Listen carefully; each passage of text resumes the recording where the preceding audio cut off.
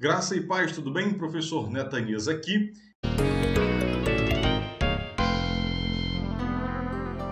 Podemos afirmar de modo categórico que Deus não é o autor do pecado, mesmo quando temos textos na Bíblia que parecem dizer tal coisa, nunca podemos nos esquecer que o contexto geral das Escrituras é que determina as verdades contidas nela. Em outras palavras, não é um texto único que determina uma verdade bíblica, mas o contexto geral das Escrituras que determinam uma verdade qualquer. Nenhuma das partes da escritura podem entrar em conflito com o seu todo, pois quando isso acontece, deve ser por duas razões principais. A primeira razão é que provavelmente houve falha no processo hermenêutico.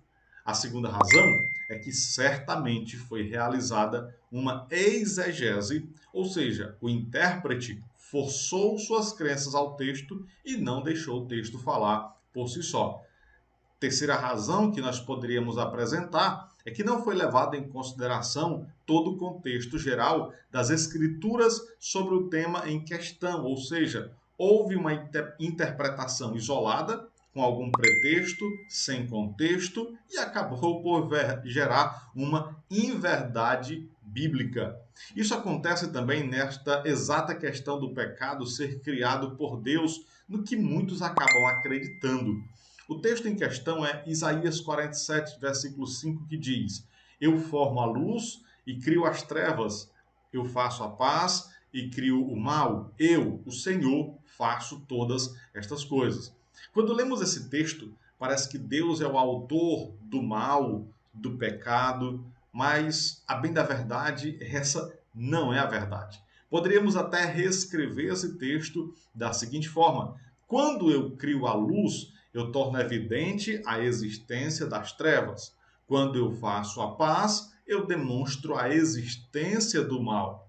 Eu, o Senhor, sou quem tem o poder de criar a possibilidade de todas as coisas. E porque essa é a melhor interpretação, ao invés de dizer que Deus é o autor do mal? Simples, porque em dezenas de textos bíblicos, e não apenas uma vez, encontramos afirmações e provas cabais de que Deus é perfeito e completamente bom. Desta forma, como poderia um Deus bom de modo perfeito e completo ser o autor do mal? Simplesmente não poderia. O ensino bíblico é que Deus não pode gerar o mal, pois ele não tem mal em si mesmo.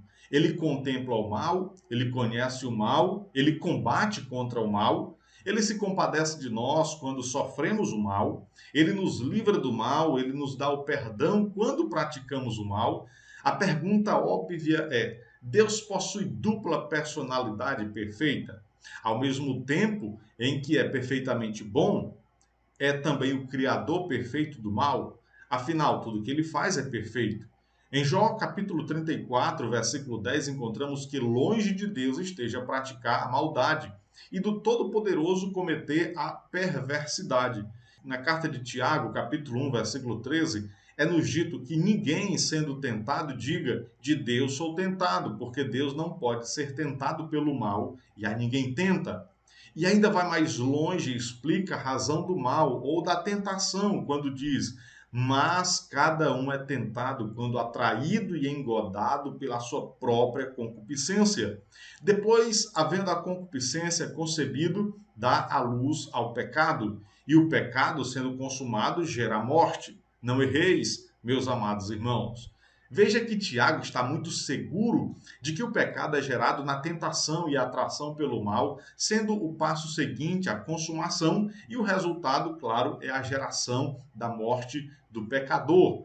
Mas alguém pode querer argumentar que isso não se aplica a Deus. E, obviamente, Deus não é tentado, não possui concupiscência e nem pode morrer, mesmo que ele fosse o autor completo do mal. Porém, algo que chama a atenção nesse texto é o versículo 16, quando diz: Não erreis, meus amados irmãos. Ou seja, o pecado é fatidicamente um erro contra a lei de Deus, é uma transgressão.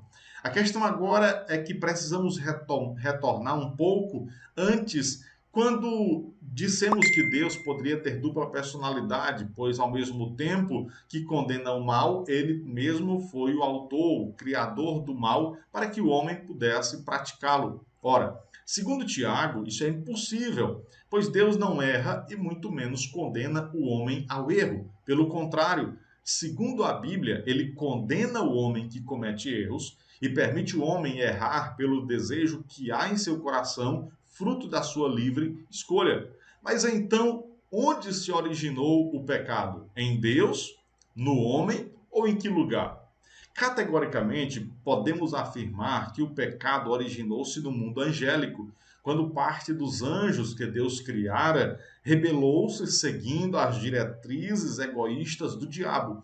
Não sabemos quando isso ocorreu, mas Jesus esclareceu-nos que o diabo é assassino e mentiroso desde o princípio, e João diz que ele também peca desde o princípio.